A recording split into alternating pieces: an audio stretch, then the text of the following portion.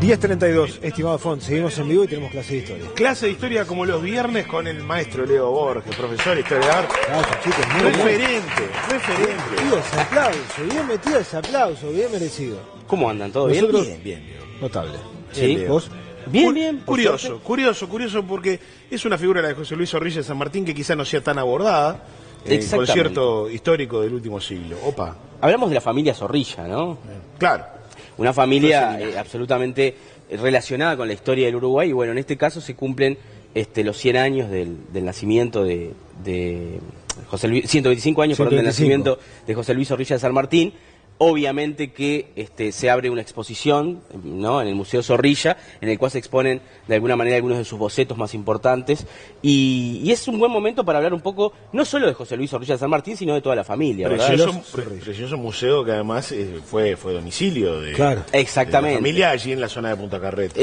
Del poeta de la patria, exacto, de Juan Zorrilla de San Martín, y que ahí tenía su estudio, obviamente, José Luis Zorrilla de San Martín, que estamos hablando de un hombre que murió en 1975, por lo tanto no hablamos de alguien de hace 10 siglos, ¿no? Pero sí hablamos de uno de los artistas plásticos, pintor, escultor particularmente. Uno recuerda más su trabajo como escultor. Pensemos en el Gaucho, por ejemplo. Pensemos en el Monumento a los Atletas, ¿no?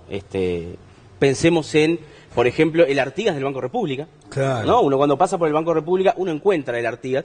Y bueno, José Luis Zorrilla de San Martín, obviamente hijo del poeta de la patria, ¿no?, de Juan Zorrilla de San Martín, nació en la legación uruguaya en Madrid, porque en aquel momento su padre era ministro plenipotenciario en la corte de Alfonso XIII, ¿tá? Y es interesante porque nació en Uruguay, porque nació en la sede diplomática, ¿no? Pero técnicamente... En suelo uruguayo. Exactamente, en suelo uruguayo, pero nació en Madrid, ¿verdad? Básicamente desde muy chico comienza su relación con la intelectualidad, obviamente, y cuando viaja a París, su familia, su padre era diplomático, por lo tanto viajaba bastante en aquel momento, conoce a Carlos Federico Sáez. Yo siempre recuerdo a ese pintor particularmente, porque recuerdo que Carlos Maggi siempre decía que era el mejor. ¿Sí? ¿No? Siempre estaba sosteniendo, porque además Carlos Federico Sáez es un hombre que vivió muy pocos años. No cumplió 30 años y ya había muerto, pero había dejado una obra muy importante para el Uruguay, y en este caso una obra que influyó directamente en lo que va a ser la pintura y la escultura de Zorrilla de San Martín. Zorrilla de San Martín vuelve a Uruguay, ¿tá? Y comienza de alguna manera su trabajo a partir de 1906, 1907 a exponer. Pero en 1914 el gobierno uruguayo le da una beca. Fíjese ustedes la suerte de Zorrilla de San Martín. 1914, una beca a Múnich. ¿Qué pasa en 1914?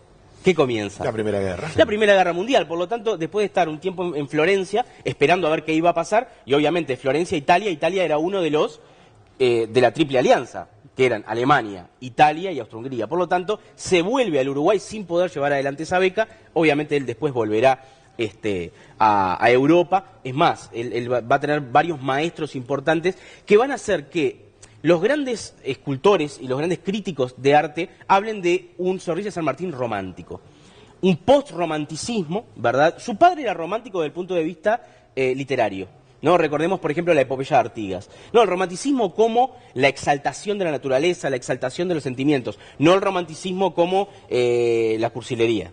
Claro. Está claro esto, el ¿no? romanticismo de Tabaré, por ejemplo. Claro. No, claro, sí, exacto, el romanticismo de Tabaré, el romanticismo de la exaltación de los sentimientos, en este caso patrios, ¿no? El colocar de alguna manera la patria en un lugar mesiánico o en un lugar providencial. Y en este caso, en su obra, desde el punto de vista principalmente de la escultura, pasa por ese lado. Pero hay una cosa de Zorrilla de San Martín que a mí me interesa mucho, de José Luis Zorrilla de San Martín, y tiene que ver con la fisonomía de Artigas. Sí. ¿Está? De alguna manera uno tiene una visión de la fisonomía de Artigas en la cual no hay una certeza de que ese fuera Artigas, ¿verdad? Recordemos que hace poco tiempo Nelson Caula, el historiador, periodista uruguayo, mandó al FBI, a un ex agente del FBI, investigador que trabajó para Nueva York, le mandó la pintura de Marseille, que es la única litografía al natural tomada de Artigas. Cuando ya era veterano. Cuando ya era viejo, tenía 80 viejo y a punto en aquel momento tenía 84 años. En Paraguay. En Paraguay. Y se la manda a este investigador y hace lo que hacen en las películas, en CSI. Una reconstrucción. Claro. Hizo una lo rejuveneció, ¿verdad? Y bueno, eso aparece en la tapa del libro de Nelson, que es un Artigas que en realidad no es muy parecido al Artigas que uno tiene en la retina, que tiene que ver básicamente con de Marsay, esa figura del viejo Artigas, figura que el Estado uruguayo compró, ¿no?, la litografía, lo cual me parece muy bien hace unos años.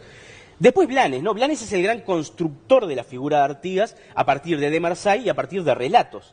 Porque uno cuando pinta también es subjetivo.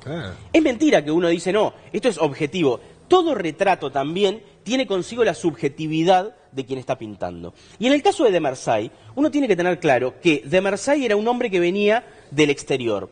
Se encontraba con un viejo decrépito, con un hombre que decían que había sido el dueño de la mitad de Sudamérica, pero de Marsay, ¿de dónde venía? De Buenos Aires. Por lo tanto, de alguna manera esa decrepitud que él muestra también es la subjetividad del hombre que ve a un anárquico, a un Montaraz, a un viejo revolucionario. Lo que quiere expresar, claro, lo que quiere mostrar de que a quienes tiene enfrente. Exacto. Por eso, cuando uno se pone a mirar todos los rostros de Artigas, de alguna manera, uno va a encontrar diferencias, porque dependiendo quién es aquel que pinta, claro, es aquel que de alguna manera pone su vida y su biografía en esa pintura. Y en esa construcción de identidad, ¿no?, y fisonomía. ¿El rol de José Luis Zorrilla de San Martín es muy similar al de Blanes o es otra cara? Yo creo que es más importante. ¿Por qué? En realidad, obviamente, Blanes marcó escuela. Y si uno ve el Artigas de Zorrilla San Martín, también está palpitando un poco, sí, claro, el de Blanes. Pero lo que hace José Luis Zorrilla San Martín, con su conocimiento de la escultura y de la anatomía humana, es hacer un Artigas desde viejo hasta joven. ¿Tá? En realidad, si uno busca, de alguna manera va a encontrar, ahí estamos viendo algunas de las imágenes de ese Artigas rejuvenecido. Lo toma desde viejo, diferentes posturas, diferentes, por ejemplo, su anatomía desde el punto de vista del cuerpo, todo su cuerpo, vestido, con ropa, sin ropa, y bueno, y a partir de ahí él logra rejuvenecerlo hasta ser un chiquilín, un adolescente, ¿tá? Y así es como de alguna manera él logra llegar al Artigas que él pretende. Que también es un Artigas que está imbuido por su padre. Claro. No podemos negar que el Artigas de José Luis Zorrilla está imbuido por su padre y por la epopeya de Artigas. Yo quiero preguntarte por último, figuras como la de José Luis Zorrilla de San Martín, ¿qué grado de importancia debemos darle nosotros en el país, en la patria? O sea, figuras como esta, sus obras, ¿qué tanto nos posiciona en el mundo y qué tanto habla de nosotros? Bueno, estamos como sociedad, ¿no? A ver, estamos hablando de un hombre que no solo ganó concursos en Uruguay, sino en el exterior.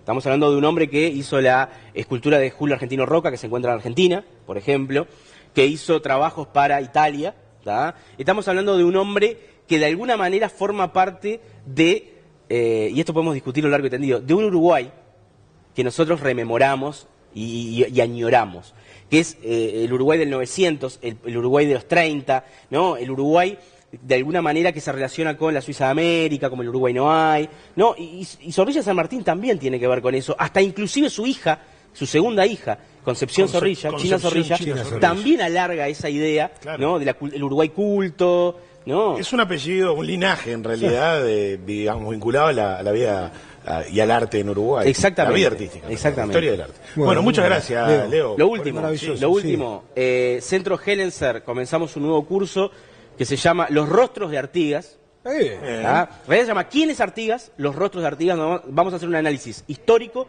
e historiográfico de la figura de José Artigas. ¿A partir de cuándo? A partir del 26 de septiembre, lunes, 18:30, ¿verdad?